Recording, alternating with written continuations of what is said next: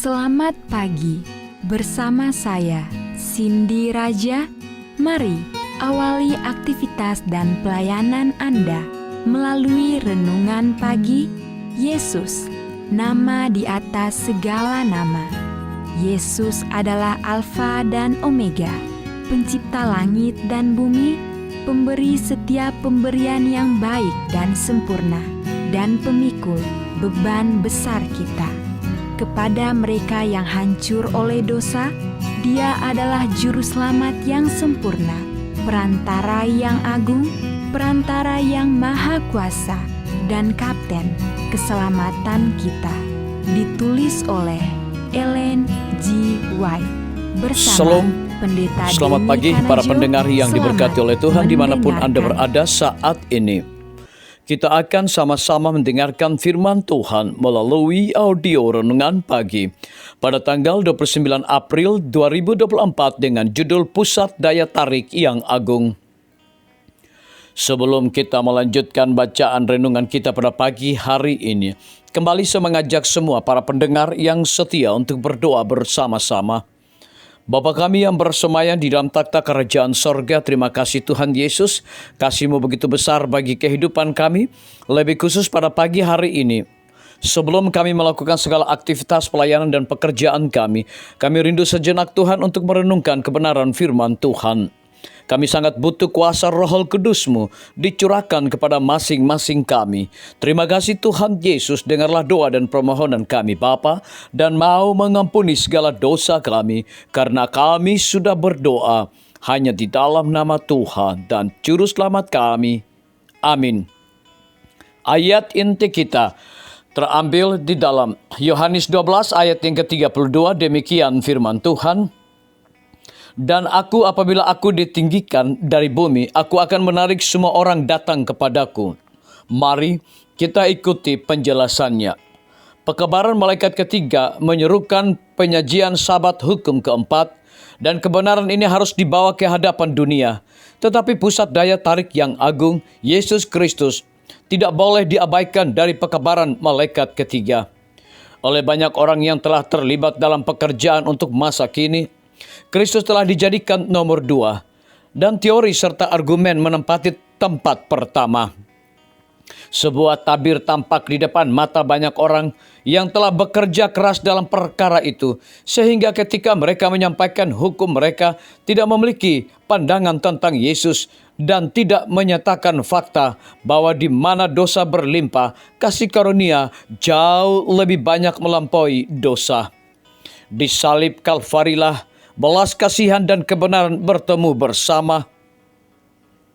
Selalu melihat ke salib Golgota, dan dengan iman sederhana seperti seorang anak kecil, dia harus bersandar pada jasa Kristus, menerima kebenarannya, dan percaya pada belas kasihannya.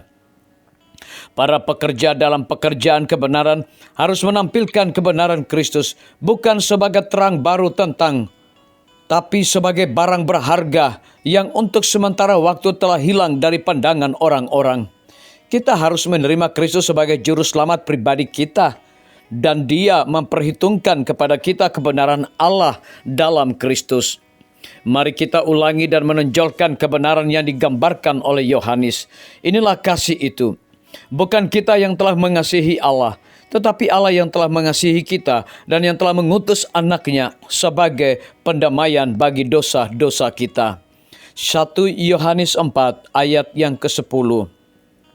Di dalam kasih Allah telah dibukakan nadi kebenaran yang paling berharga, dan harta karun kasih karunia Kristus dibukakan di hadapan gereja dan dunia. Karena begitu besar kasih Allah akan dunia ini, sehingga Ia telah mengaruniakan anaknya yang tunggal. Yohanes 3 ayat yang ke-16. Kasih yang luar biasa ini, kasih yang luar biasa dan tak terselami, yang menyebabkan Kristus mati bagi kita ketika kita masih berdosa. Betapa ruginya jiwa yang memahami tuntutan hukum yang kuat, namun gagal memahami kasih karunia Kristus yang jauh lebih limpah. Adalah benar bahwa hukum Allah mengungkapkan kasih Allah ketika diberitakan sebagai kebenaran di dalam Yesus, karena pemberian Kristus kepada dunia yang bersalah ini harus mengambil porsi yang besar dari pembahasan dalam setiap percakapan. Tidaklah heran jika hati belum luluh oleh kebenaran, ketika kebenaran itu disajikan dengan cara yang dingin dan tidak hidup. Disalin dari Majalah Selected Messages, buku 1, halaman 383 sampai 384. Renungkan lebih dalam, apa artinya membagikan kebenaran Alkitab sebagaimana adanya di dalam Yesus? Biarlah bacaan renungan kita saat ini akan menjadi berkat bagi kita semua. Kembali, saya mengajak semua para pendengar yang setia untuk berdoa bersama-sama. Bapa kami yang bersemayam di dalam takhta kerajaan sorga, terima kasih Tuhan Yesus, oleh karena kebenaran firman-Mu pada pagi hari ini memberikan berkat sukacita rohani bagi masing-masing kami. Pada pagi hari ini Tuhan, kembali hamba-Mu berdoa untuk pemerintah kami. Tuhan memberkati Bapak Presiden bersama Wakil Presiden, para menteri dan seluruh stafnya. Bapak Gubernur bersama wakil dan jajarannya, Bapak Bupati bersama wakil dan jajarannya, Bapak Wali Kota bersama wakil dan jajarannya, camat dan seluruh stafnya, kepala desa, lurah, RT, RW, dimanapun mereka berada saat ini. Lindungi mereka Tuhan, pelihara mereka, curahkan hikmat pengetahuan sorga, agar mereka dapat menjalankan roda pemerintahan boleh sesuai dengan amanah dan titah daripada Tuhan sendiri. Kami juga menyerahkan pimpinan-pimpinan organisasi gereja Tuhan dari tingkat yang tertinggi sampai kepada seluruh gembala jemaat. Mereka sangat membutuhkan kuasa Roh Kudus di dalam pelayanan mereka setiap hari. Para tim medis, Tuhan berkati dokter umum, dokter spesialis, perawat, bidan, para apoteker, dan semua tenaga-tenaga yang dipakai di rumah sakit, puskesmas, bahkan pustu. Biarlah kekuatan kesehatan sorga Tuhan berikan kepada mereka, agar mereka dapat memberikan pelayanan yang terbaik. Guru-guru, kepala sekolah, setiap siswa, mahasiswa, dosen, rektor di setiap lembaga pendidikan swasta maupun negeri, Tuhan urapi mereka, Tuhan berkati mereka, Tuhan lindungi mereka. Biarlah mereka mendidik setiap siswa maupun mahasiswa, agar mereka juga bukan hanya fokus kepada pengetahuan dunia, tetapi mereka juga memiliki karakter Yesus Kristus. TNI, Polri, PNS, wira swasta, petani, pedagang, nelayan, ojek online, saudara-saudara kami yang ada di dalam penjara, Tuhan berkati mereka, Tuhan lindungi mereka, Tuhan pelihara mereka. Berikan mereka juga sukacita untuk melaksanakan tugas dan tanggung jawab mereka masing-masing.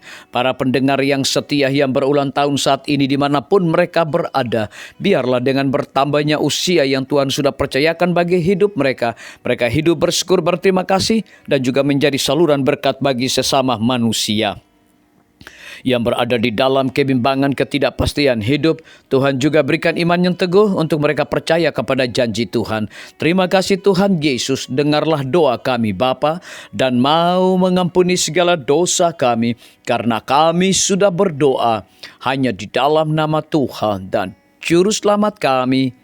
Amin. Demikian firman Tuhan yang telah kita dengarkan. Semoga hari ini menjadi berkat bagi kita semua. Sampai jumpa, Tuhan memberkati.